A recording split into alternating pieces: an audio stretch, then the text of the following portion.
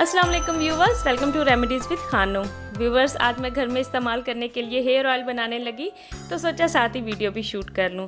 लेकिन यकीन मानिए ये हेयर ऑयल बनाना तो बहुत ही आसान है, लेकिन साथ में वीडियो शूट करना थोड़ा सा मुश्किल है। लेकिन आपकी बहुत ज़्यादा रिक्वेस्ट थी कि आपकी बेटी कौन सा हेयर ऑयल यूज़ करती है, शैम्पू, कंडीशनर, सब की हमें डिटेल में वीडियो बनाकर शेयर करें। तो आज हेयर ऑयल की वीडियो हाजिर है और शैम्पू और कंडीशनर की सेपरेट वीडियो मैं बहुत डिटेल के साथ बहुत जल्दी अपलोड कर दूँगी। लेकिन हेयर ऑयल बनाने के लिए कुछ बातों का आपने ख़ास ख्याल रखना है। नंबर 1, DIY हेयर ऑयल्स में हेयर ऑयल हमेशा अच्छा यूज़ किया करें, मतलब कि अनरिफाइंड, जो कि बिल्कुल खालिस हो, और कोल्ड प्रेस्ड यानी कि उसको बनाने के लिए हीट या जो ज़्यादा टेम्परेचर है वो यूज़ ना किया गया हो। इसकी मिसाल बिल्कुल ऐसे है कि अगर कोई वेजिटेबल या मीट की आप कोई हेल्दी रेसिपी जब बनाते हैं तो उसमें चाहे जितने मर्ज़ी मिसाले या उसको भून कर बना लें, जब तक आपका मीट और वेजिटेबल फ्रेश और अच्छे नहीं होंगे आपकी डिश कभी भी अच्छी नहीं बनेगी। बिल्कुल ऐसे ही अगर आप जो DIY हेयर ऑयल्स बनाते हैं, अगर आपके ऑयल्स अच्छे नहीं हैं तो आप उनमें जो मर्ज़ी भी ऐड कर लें, आपका कभी भी हेयर ऑयल जो है वो अच्छा नहीं होगा, आपके हेयर फॉल को नहीं रोकेगा। और सेकंड नंबर पर इस बात का ख्याल रखें कि प्याज, लहसुन, कड़ी पत्ता, मेथी दाना और भी ना जाने कितनी कुदरती चीज़ें हैं जो बालों की ग्रोथ के लिए तो बहुत अच्छी हैं, लेकिन उनका सही फ़ायदा आपको तब मिलता है जब आप उनको अपनी डाइट का हिस्सा बनाते हैं, ना कि सर के ऊपर लगाते हैं। इसलिए हेयर ऑयल बनाते वक्त हमेशा ख्याल रखा करें कि 1 से 2 चीज़ें उसमें मिला लिया करें, इससे ज़्यादा नहीं, क्योंकि अगर ये तमाम चीज़ें आप ऑयल में डालकर पकाकर सर पर लगाएंगे तो कुछ ही अरसे के बाद सर की स्किन में खारिश, दाने और हेयर फॉल स्टार्ट हो जाएगा। और थर्ड नंबर पर जितना भी आप महंगा और अच्छा ऑयल बना लें, उसमें जो मर्ज़ी ऐड कर लें, वो सिर्फ़ और सिर्फ जो आपके सर के ऊपर मौजूदा बाल हैं उनको सिल्की और शाइनी कर सकता है और उनको हेल्दी कर सकता है। लेकिन न्यू बाल जो आपके आते हैं वो हमेशा आपकी डाइट से ही आते हैं। उसके लिए अच्छे सप्लीमेंट्स खाएं और मेरे ब्यूटी ड्रिंक्स को भी अपनी डेली डाइट का ज़रूर हिस्सा बना लें। और आज के हेयर ऑयल में सबसे पहले मैं यूज़ करूँगी एलोवेरा, और इसका 1 लीफ लेकर उसे छोटे छोटे पीसेस में कट कर लूँगी। मैंने तो घर में लगाया हुआ है, आपको नर्सरी जो कि यानी पौधों की शॉप होती है वहाँ से आराम से मिल जाएगा।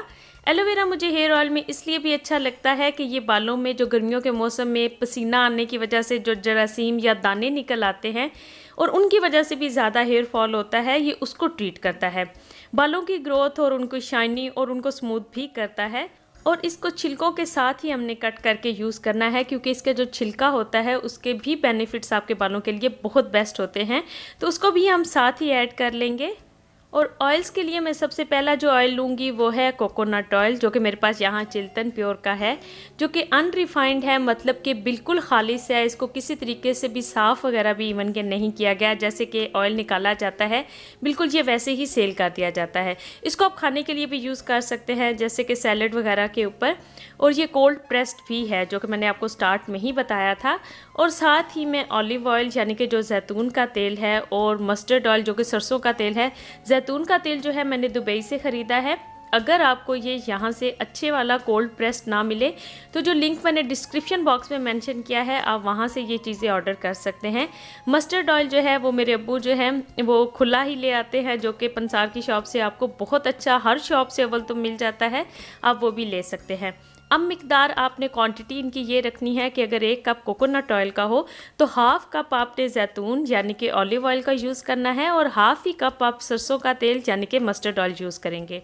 और जो मैंने 1 कप कोकोनट ऑयल लिया था, इसे किसी खुले बर्तन में अच्छी तरह पहले गर्म कर लूँगी मैं, और उसके अंदर एलोवेरा जो मैंने काट कर रखी थी छिलकों के समेत, उसको मैं इसमें ऐड कर लूँगी और इसे लाइट ब्राउन होने तक मैं पकने दूँगी।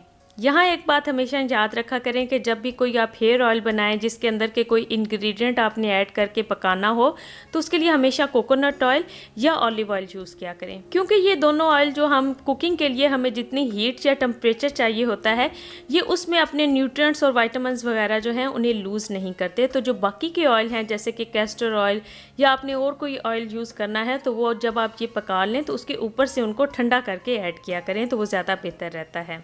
और जब एलोवेरा लाइट ब्राउन हो जाए तो आप स्टोव को ऑफ कर दें और इसको इसी ऑयल के अंदर रखकर ठंडा होने दें। जब ऑयल 3 से 4 घंटे के अंदर अच्छी तरह ठंडा हो जाए तो छलनी से इसे अच्छी तरह छान लें। आप देखेंगे कि एलोवेरा के जो छिलके जो हमने काटे थे वो बिल्कुल अंदर से एलोवेरा जो है वो उसका गायब हो गया और सिर्फ छिलके रह गए हैं। अब इस ऑयल में जो मैंने जैतून का तेल और सरसों का तेल आधा आधा कप लिया था इसको ऐड कर दूंगी।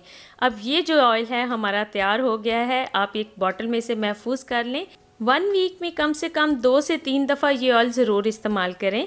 पहले बालों की आपने रूट्स में से अप्लाई करना है और फिर बालों के एंड्स तक इसे अच्छी तरह लगाकर अच्छी तरह मसाज कर लें।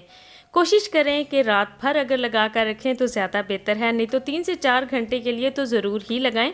जब ऑयल लगाया हो तो सर को कवर कर लें और थोड़ा सा काम वगैरह घर का कर लें या वॉक कर लें, तो उससे आपको सर में पसीना आएगा तो पोर्स ओपन हो जाएंगे और ऑयल जो है वो अच्छी तरह सर में एब्जॉर्ब होगा और बालों को भी ज़्यादा सॉफ्ट, शाइनी, सिल्की और हेल्दी करेगा। और उम्मीद है कि वीडियो काफ़ी हेल्पफुल रही होगी। वीडियो लाइक करके शेयर ज़रूर कर दें और चैनल को भी सब्सक्राइब कर लें। मिलती हूँ मैं आपसे अपनी नेक्स्ट वीडियो में। अपना बहुत ख्याल रखिएगा। अल्लाह हाफिज़।